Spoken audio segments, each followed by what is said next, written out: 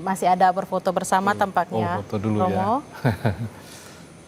Dan kita masih menunggu saudara kehadiran dari Paus Fransiskus di Indonesia. Sejumlah persiapan juga sudah dilaksanakan. Tampak di layar juga ada petugas-petugas yang bersiap untuk menyambut kedatangan. Dan saudara, inilah Paus Fransiskus sudah tiba di Indonesia. Tampaknya menggunakan kursi roda. Ya. Kita akan nantikan bersama.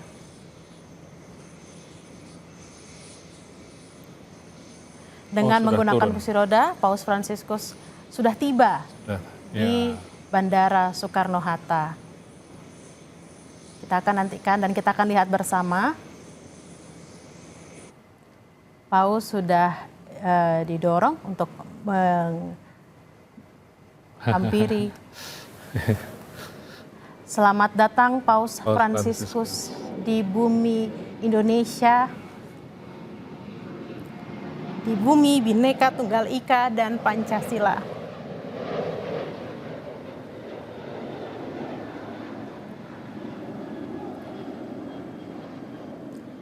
Kami merasakan kegembiraan, sukacita dan keharuan melihat kedatangan Paus Fransiskus pada hari ini ke Indonesia, saudara, setelah menempuh perjalanan yang cukup jauh dari Italia. Tampak Paus Fransiskus sudah menerima buket bunga yang melambangkan Bhinneka Tunggal Ika dan Pancasila yang diberikan oleh Mary Lourdes yang berusia 6 tahun asal Jakarta Pusat, dan Irfan Wael berusia 12 tahun dari Kabupaten Buru, Provinsi Maluku.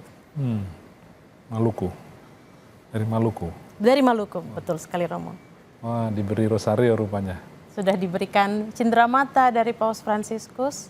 Tampak Paus tersenyum karena terkenal sebagai the smiling Pope. Smiling Pope. Selalu tersenyum ketika bertemu siapapun. Sudah bertemu dengan Yakut Holil Qomas, Menteri Agama.